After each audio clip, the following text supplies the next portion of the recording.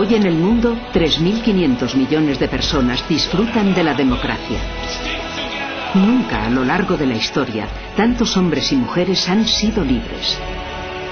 Si el comunismo de la antigua Unión Soviética no hubiera sido vencido por la libertad, no habría en la actualidad 120 países en el planeta con un sistema de libertades que salvaguarda los derechos de la persona. Pero, ¿cómo fue vencido el sistema comunista? ¿El muro de Berlín cayó por sí mismo o lo derribó el anhelo de libertad de los demócratas?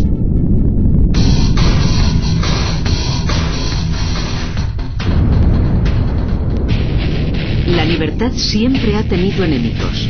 La libertad es muy frágil. Hay que conquistarla y merecerla todos los días.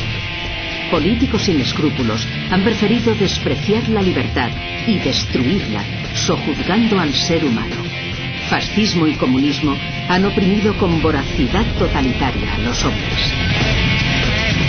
La libertad fue capaz de vencer al totalitarismo nazifascista en la Segunda Guerra Mundial. Sin embargo, el totalitarismo comunista sobrevivió a la derrota de su hermano nazifascista e incluso hoy sigue siendo alabado por algunos. En Normandía comenzó la batalla final contra Hitler. Miles de norteamericanos, de ingleses y canadienses dieron su vida por la libertad en el desembarco que liberó París y después toda Europa. Pero no fue fácil el camino hasta el desembarco que devolvió la libertad. Cuando Hitler tomó el poder en Alemania, políticos de izquierda y de derecha dijeron que se podía evitar su amenaza dialogando con él.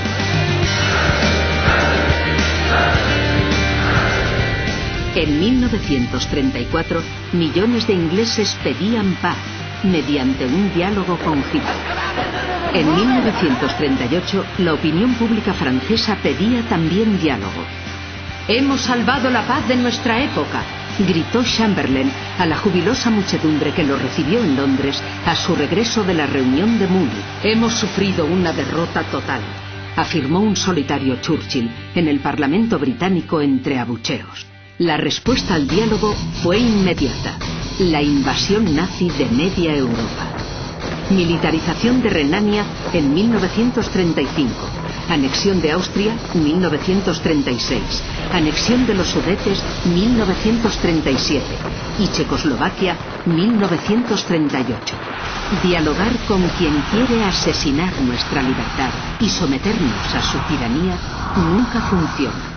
Ni entonces, ni ahora. Roosevelt, Truman y Churchill no buscaron la paz a cualquier precio. Para ellos la libertad no estaba en venta. Liberaron a Europa y al mundo de la opresión nazifascista, pero no pudieron impedir que el Ejército Rojo se adueñara de los países del este europeo en 1945. La Segunda Guerra Mundial acabó, pero afortunadamente las tropas aliadas no se retiraron, siguieron y siguen hoy defendiendo nuestras democracias. Pero el terrible telón de acero tenía una grieta por la que los europeos del este podían huir hacia la libertad. Esa grieta se cerró en la noche del 12 al 13 de agosto de 1961. Entonces, el secretario general del Partido Comunista de la Unión Soviética, Khrushchev, ordena construir el Muro de la Vergüenza. Adenauer, representando a todos los alemanes, prefirió una Alemania dividida a una Alemania sometida. Las familias fueron divididas. Los que buscaban la libertad, asesinados.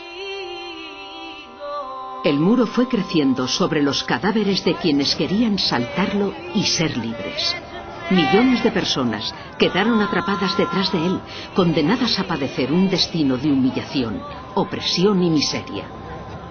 La propaganda oficial alimentaba la idea de que con el muro se estaba construyendo la utopía. El muro siguió vivo porque muchos en Occidente admiraban el comunismo y lo justificaban para evitar los males que, según ellos, tenía la libertad. Mientras la Unión Soviética comunista se hacía más injusta y tiránica, Occidente corregía sus injusticias y fortalecía la democracia. nace el movimiento de Martin Luther King.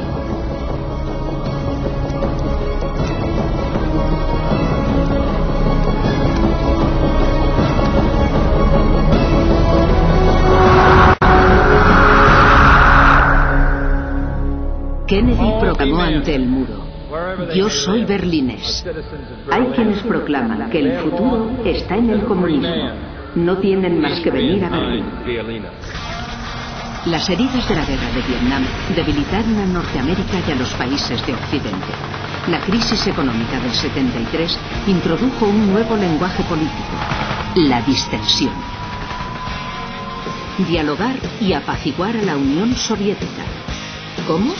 El presidente norteamericano Carter quiere dialogar con el enemigo.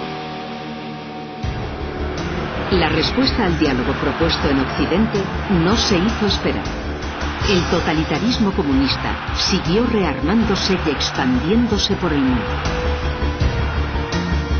El planeta parecía condenado a ser comunista y a ver morir la libertad en los países que la conservaban. En Europa, los norteamericanos que habían traído la libertad derrotando a Hitler se hicieron indeseables por la propaganda de quienes querían llevar el muro de Berlín hasta Lisboa. Muchos políticos pedían su retirada. Lo mismo ocurrió en Centroamérica, América del Sur y África. En los 70, tan solo Portugal y España entraron en el minoritario club de los países libres. La lucha por la libertad no es fácil. Los políticos débiles abogaban por el diálogo, mientras el comunismo respondía con la misma fórmula que Hitler años atrás: la invasión y la opresión. Las cicatrices nos recuerdan que el pasado existió, y también la cobardía de quienes prefirieron ceder. El apaciguamiento nunca funciona, ni entonces ni ahora.